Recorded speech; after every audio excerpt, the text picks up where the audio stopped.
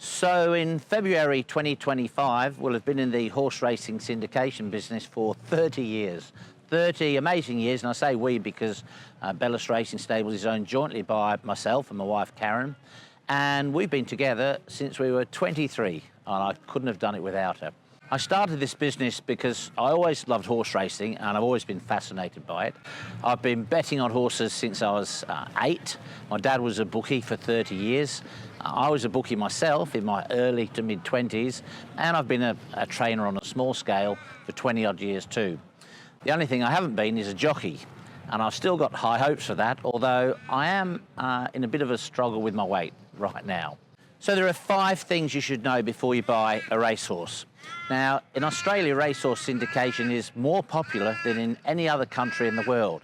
It's a big business and plenty of people involved, and I think the official figure is 1 in every 247 people have got a share in a racehorse to some degree. So the first thing you should know is the 4 different models, the 4 different ways that you can buy a racehorse. The first one is the sole owner, 100% of the horse, 100% of the costs.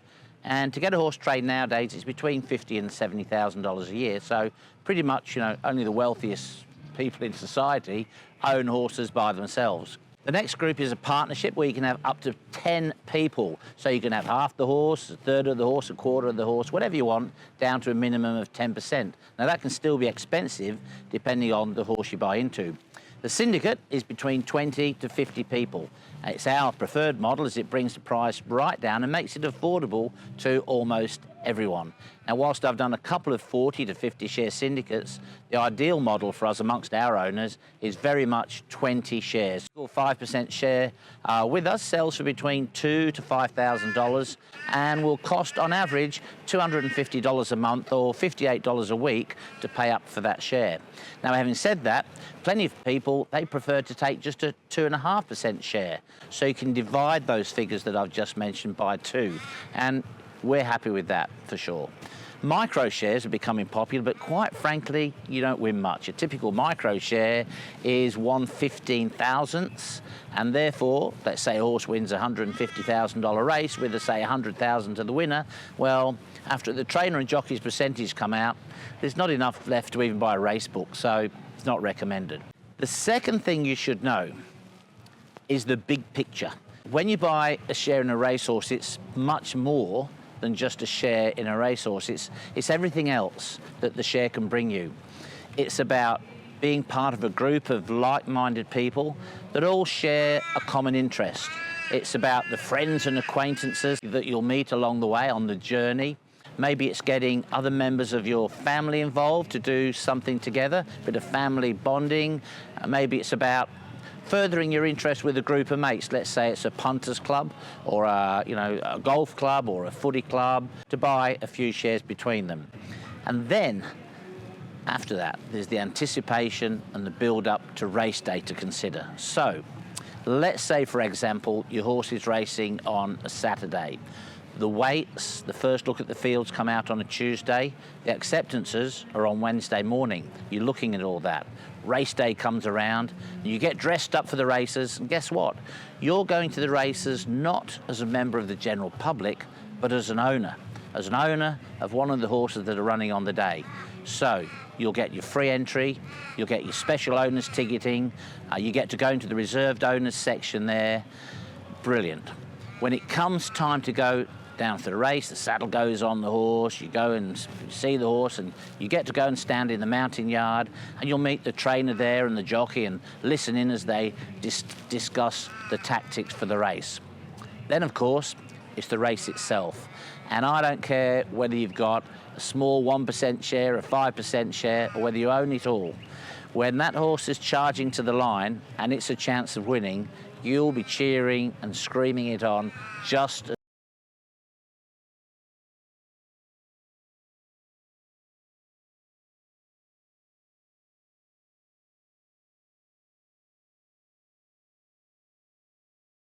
when the horse comes back to the winner's circle.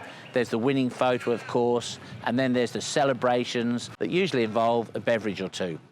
That's the thrill. That's the experience that people want. And you know, over the 30 years that we've been doing this, we've had thousands of customers during that time. And you know, most of them convey that to me, that that's the bit that they want.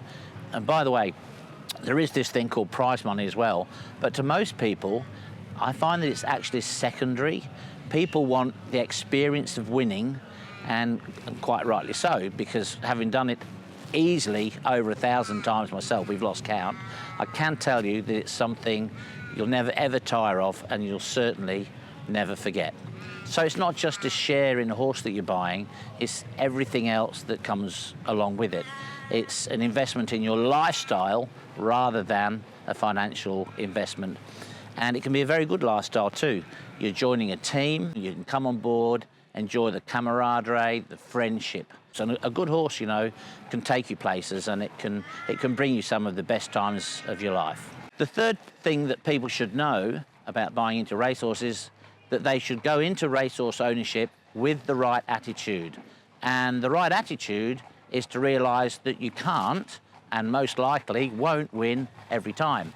So unless you're very lucky and you get a Black Caviar or a Winx as your first horse, you're most likely going to not win more times than you win. Racing's very much a game of ups and downs, and it's common to encounter things like my horse has got injured, or it needs time out, or by gee, that was a bad ride by the jockey, or it just got bad luck in the race, or it won and everything's great. But you do need to be prepared for the disappointments.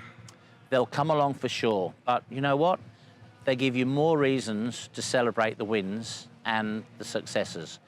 So I think it's really important for people to come in with the right attitude. Part of that attitude is having plenty of patience. Many people would be familiar with the great trainer Bart Cummings. He won all those Melbourne Cups, 12 of them to be exact. Now, Bart had a famous saying, and it was this: patience. It's the cheapest thing in racing and the least used. You've got to be patient with horses, because quite often we're dealing with young horses coming through the system, yearlings, 2-year-olds, 3-year-olds, and they're not machines. They take time to mould, to nurture, to develop, to mature, and you've got to have that patience if you want to do the right thing by the horse. The fourth thing people should know about buying into sharing a racehorse is, if you can afford it, buy a share in more than one horse. So it's been my experience over 30 years that the people that have the most action, win the most races, get them the most photos on the wall, and seem to be at the races more often as an owner, those people usually have one thing in common, and that is that they have a share in more than one horse. In other words, they've got their finger in more than one pie. So if someone comes to me and says, I'll have 10% in that horse, thanks, and they're a newbie, they're new to the game, quite often I'll say, instead of that 10% share in one horse, why don't you just take 5%, but also take 5% in a different horse too? It'll cost you pretty much the same, but then you'll have two strings to your bow. You'll have a finger in two pies, metaphorically speaking. And if someone comes to me saying, what about a 5% share, and they're new to the game, well, I may suggest to them, why don't you just take a 2.5% share in that one, but a 2.5% share in this one? Again, costs you the same, but you've got more chances. You don't win as much when the horse wins, but you've got two horses running for you instead of one. So if the first horse goes shin sore or needs more time or gets injured or anything like that, well, you could be having another one out there at the track running for you. Now, I get it that not everyone can afford 2 or 3 horses, so that's why I like to reduce it down. And if you just want one horse, that's fine. But again, my experience in the last 30 years of doing this, being in the racehorse syndication business, is that the people who have the most action, the most fun, win the most races, they usually have one thing in common, and that is they have shares in more than one horse. As any financial advisor will tell you, it's usually a good idea to diversify your investment. The fifth thing that people must consider when buying into a horse is affordability. Make sure you can easily afford it. Now, punting and owning horses is a risk. There's no guarantee of success, and really, it's a 4-legged lottery. Compare owning a horse or a share in a horse like if you buy a membership to a gym or a golf club. It's going to cost you money, right? If you buy a boat it's going to cost you money. A new engine, a new this, a new that, and you've very little chance of getting anything back from pursuits or hobbies like that, apart from pleasure and maybe a few fish. But if you buy a share in a racehorse, there's always the opportunity to win your share of the prize money every time it goes out. And whilst we're on prize money, my view is that if you break even with your horse racing pursuits, you've done well. If your horse wins a little bit of money back and partly covers your costs, well, I reckon that's pretty acceptable too, because then it means you've got an inexpensive hobby. So let's be very modest and say you get half of what you outlay back on the maintenance costs. So now your 5% share in a horse will only be costing you around $25 to $30 a week for your 5% share. And that's a very inexpensive hobby. It's around $4 to $5 a day. It's not even the price of a takeaway coffee. You know how much you've got to spend. Be prepared not to see it again, just like joining a club or buying a jet ski or going on an overseas holiday or whatever else you can think of. And don't let buying a horse be a stressful thing. It's very important. If it's going to be a stretch, don't do it. Like they say in the betting ads, gamble responsibly. It's the same with owning horses. What's unique about Bellis Racing Stables is that when people buy a share in one of our horses, they get Pete and Karen at the races. We're the only racehorse syndication company based in WA. There are other companies offering shares in horses for sale here in Perth. They're based in the eastern states, and they don't live here. When their owners go to the races, quite often there's no one there for them, or possibly with the exception of the trainer, but trainers are usually very busy people. With Bellis Racing Stables, though, you get Pete and Karen. Now, as you'd imagine, after 30 years of hardly missing a meeting, we're pretty much at the races every time one of our horses is running. We're very well known in the industry. We're there to welcome owners to the track, guide them through if they need it, hold their hand, metaphorically speaking. We're there with them. We're there to introduce them to other members of the syndicate that they might be in, and we're there to share a drink with them after the race, whether it's to celebrate or whether it's to commiserate. It's very satisfying to Karen and myself, very rewarding, in fact, to see all the friendships that have developed through and between our owners, people that have never met each other before. There's been many fantastic friendships formed between our owners, and it's just a great thing to see. Now, some people might not want all that. They might just want to see the horse run, have a beer or two, and that's it. Off they go. Thank you very much. But most people do like the social experience, and owning a horse or two is something where you can have a great time. You can enjoy a bit of travel, depending on where your horse is racing, and you can win some tax-free prize money along the way. We also host quite a few race days throughout the year, so lots of people there, great fun, giveaways, me on the microphone telling jokes, a fabulous day at the races. Every year we do a Melbourne Cup tour for people that want to come to the Melbourne Cup with us. Everything's organised, set and forget, pay your money, jump on the plane. We always organise our own coaches to Flemington, reserve seating right opposite the winning post, all that sort of stuff. We've got the first of our tours to Royal Ascot in the UK coming up, and this is something that's got us quite excited. We're taking a number of our clients over there, and it'll be fabulous fun, flying into London, doing the Royal Ascot thing. It's actually the pinnacle of racing, Royal Ascot. Everybody wants to win a race at Royal Ascot, so no doubt I'll be there with my top hat and tails on, just for the photo more than anything else, but it'll be an unforgettable experience. And that's what I want this whole thing to be for people, an unforgettable experience. As I always tell people, it's all about the journey, the experience, and it's about making memories. The majority of our clients are from WA, being based in Perth, but we do have owners in the eastern states and even a couple from overseas too. But wherever people live, the communications package that we use with audios and videos going out on a regular basis, often from early morning track work, for example, and certainly the pre-race and post-race reports all go toward making it very easy for owners to keep up with the progress of how their horse is going. Trainers are very conscious of the fact that owners like to be kept informed about how their horse is going, and most oblige with good quality content nowadays. So over the years, 30 years, there are plenty of stories that we've garnered from the racing industry, but one that I can tell you is about a race that we didn't even win. We had a horse running at Moonee Valley, Melbourne, and we ran second on that occasion.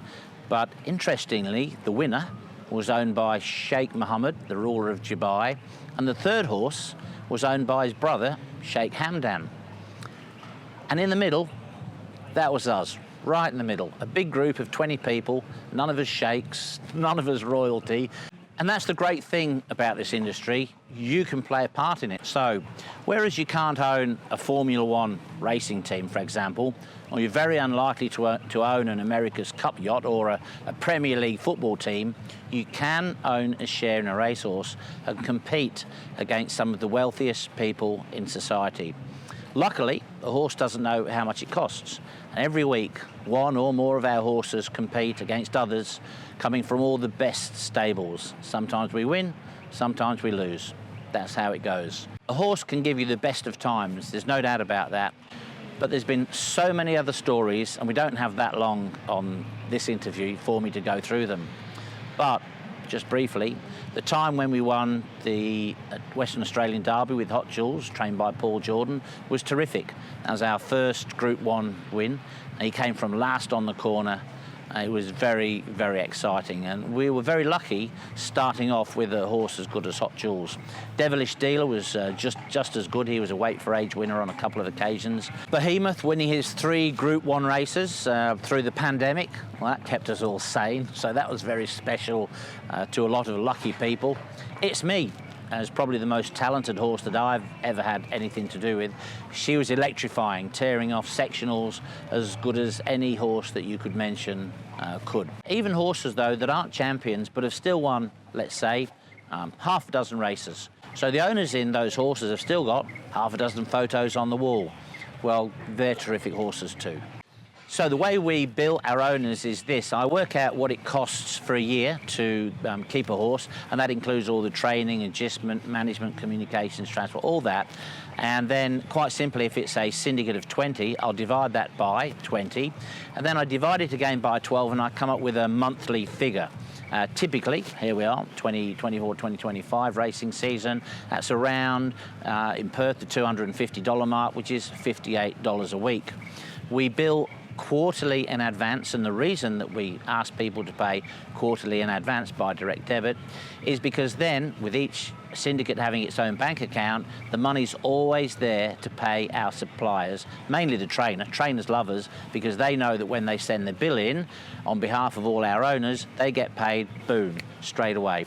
It's the same with transport companies, same with the vets, same with everyone that sends a bill in. We've got the best name in the business because we pay our bills straight away. Although you only pay 4 times a year, let's say January, April, July and October, we do our pay for prize monies 12 times a year. So we pay out prize money at the end of the month that it's received by our office, with the proviso that it's at least $100. So let's say your horse runs 8th, 9th or 10th, because they pay down to 10th nowadays, and you get $20.25. We don't pay that out to everyone, but we credit that to your account, and when it gets to $100, that triggers a payment, and then it gets sent to you. So in a nutshell, people need to know and consider 5 things before they buy into a racehorse. Firstly, know that there are 4 different options available where they can invest at any level.